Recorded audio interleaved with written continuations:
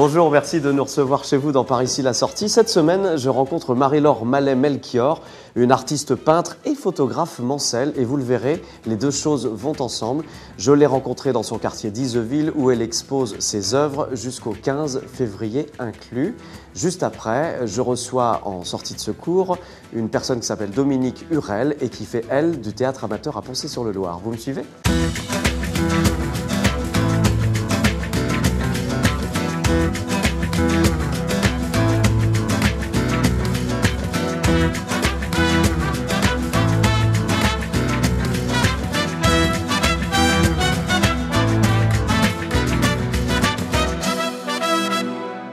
Quel joli endroit. Bonjour, Marie-Laure Mallet. Alors, bonjour.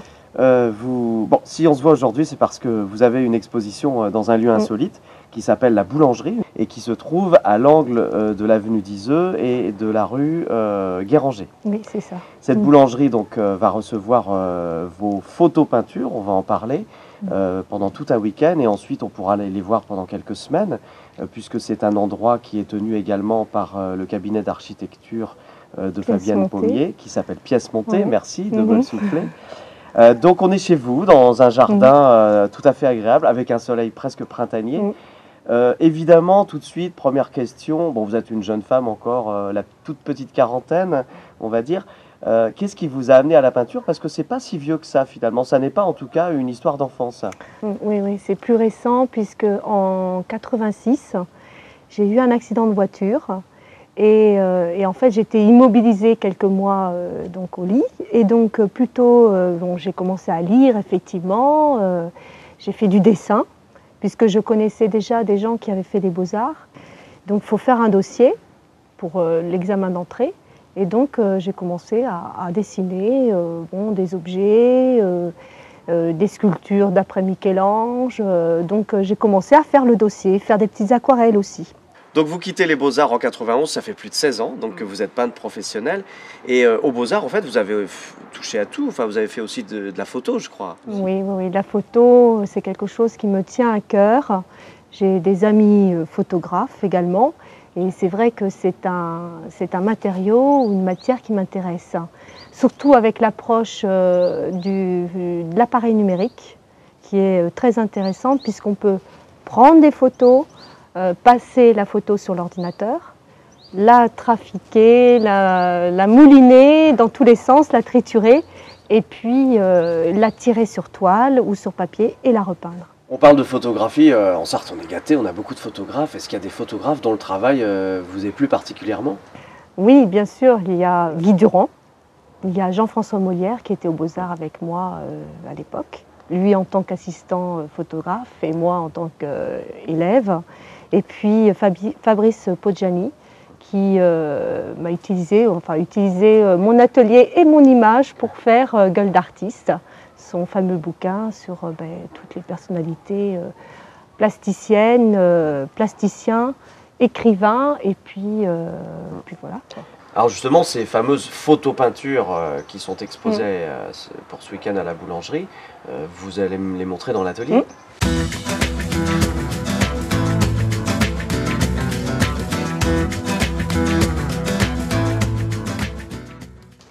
Voilà l'atelier. Un ancien garage là. Oui, c'est vrai qu'il est bas de plafond, c'est un peu l'inconvénient, mais bon, c'est vrai que quand on n'a pas eu beaucoup l'occasion d'avoir un atelier, c'est bon. Alors ces peintures, ces photopeintures, on voit tout à fait, on comprend tout à fait comment ça fonctionne, mais il y a une façon de travailler qui doit être très particulière. Oui, parce qu'au départ, la photo, je la prends avec mon appareil numérique, après je la mets dans mon ordinateur. Je change plein de petites choses, plein de données. Et effectivement, après, la photo qui sort de cet appareil n'est plus la même qu'au départ. Il faut passer par une imprimerie pour avoir une photo. Voilà, c'est-à-dire que là, une fois que la photo est travaillée comme je veux, là, je téléphone à mon imprimeur et qui me fait un tirage sur grand format. Parce que ça, je ne peux pas le faire. Il y en a beaucoup ici, il y en a plein d'ateliers. Oui, il y en a plein d'ateliers. Et donc, ici, ça devient très évident. On a un enfant sur un arbre. Un enfant vu à travers un arbre. C'est-à-dire que je suis sur mon balcon, je les prends en photo, donc il y a 2 enfants même, je les prends en photo en contre-plongée. puis après, bon, le branchage justement m'intéressait parce que j'avais travaillé sur précédemment un autre thème qui est la géologie. Alors vous avez des œuvres qui sont aussi impressionnantes. Par exemple ici, ce qu'on appelle un diptyque, c'est ça? Un diptyque, ouais. 2 tableaux en format géant. Ouais. C'est vrai que bon, je les ai faits en diptyque. Pourquoi? Parce que c'est plus facile à transporter, quand même. Et puis bon, je trouvais que le fait d'avoir cette main tendue vers l'autre enfant, je trouvais que c'est intéressant de pouvoir justement avoir un petit vide entre les deux. Ce sont des enfants dans une piscine. Oui, exactement. Mais par contre, les couleurs, ça n'a rien à voir forcément.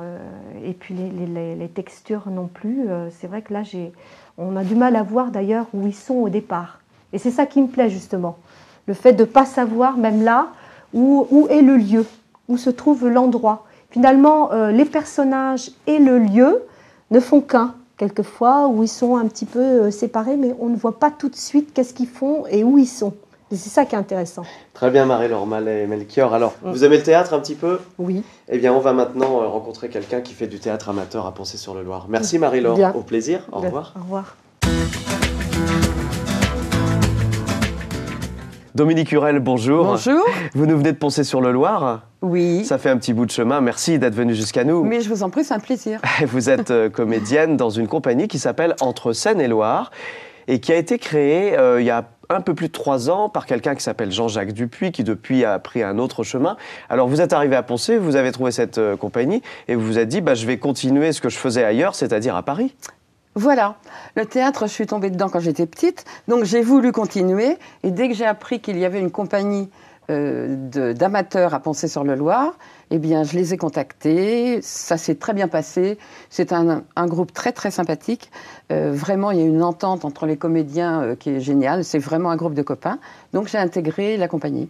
Si vous avez accepté de venir nous voir aujourd'hui, c'est parce que la compagnie Entre Seine et Loire présente Les Clients de Madame Irma ce samedi 9 février à la salle des fêtes de l'Homme. Et ensuite, il y a d'autres dates. Il y a, je crois, le 24 à la Charte-sur-le-Loir. C'est ça. Et puis début mars à Chahaigne. Le 1er mars à Chahaigne.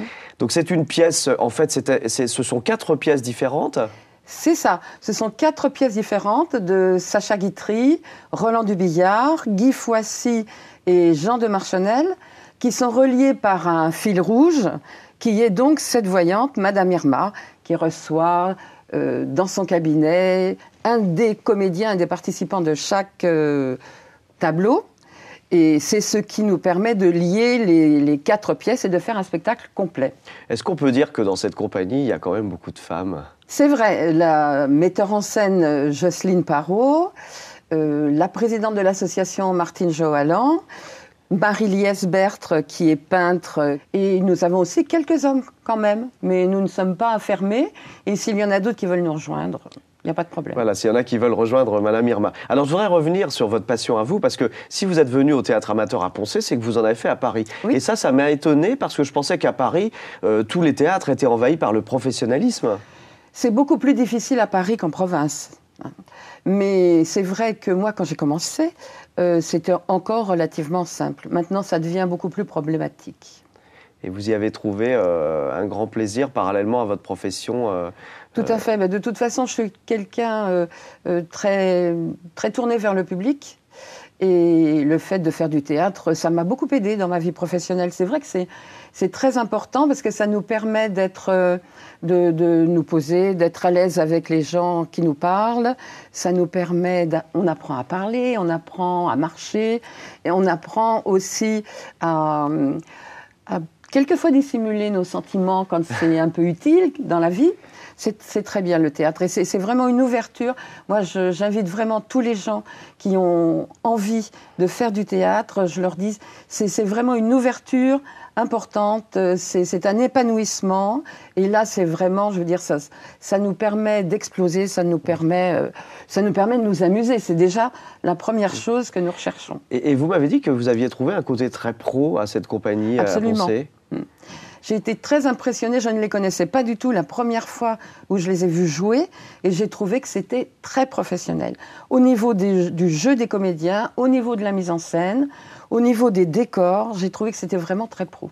Eh bien, dernière question, Dominique Hurel. Quel rôle jouez-vous dans Les clients de Madame Irma? Eh bien, je joue le rôle d'une vieille fille très antipathique qui s'appelle Mademoiselle Elsa. Merci d'être venu jusqu'à nous. Et puis, bonne représentation ce samedi 9 février à l'Homme. Et puis ensuite, le 24 février à la Chartre-sur-le-Loir. Au revoir. Au revoir.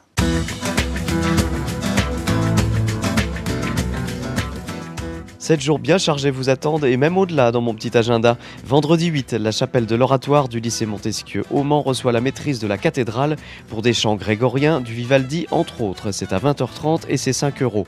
Le même lieu va résonner des midis en musique lundi 11 à 12h15 avec le violoncelliste Antoine Kérinvel qui joue une suite de Bach, entrée gratuite cette fois. Vendredi 8, toujours dernière représentation du Roi de haut en bas, pièce de Guy Foissy par les Têtes d'Atmosphère à l'espace culturel Célia de Sargé-lès-Le-Mans. Samedi 9, c'est le 4e festival Syncope avec 5 groupes de métal en scène à 20h à la MJC Ronceret au Mans, concert soutenu par Radio Alpa. Vous paierez 8 € maxi. Le même soir, à Changé, le centre Rabelais reçoit Charivari et Stuveux, 2 groupes locaux de styles différents, l'un de swing manouche, l'autre plus trad comme on dit. Restons en campagne où les 9 et 10 février, les planches de Courdemanche s'animent du bal des voleurs joué par le foyer rural, réservé pour samedi à 20h30 et dimanche à 15h. Samedi 9 encore, Arnage vous invite à la cérémonie d'ouverture du carnaval de sa sorcière à 18h30 au centre Jacques Brel avec apéritif dînatoire, un carnaval qui doit durer jusqu'au 2 mars, jour du grand défilé.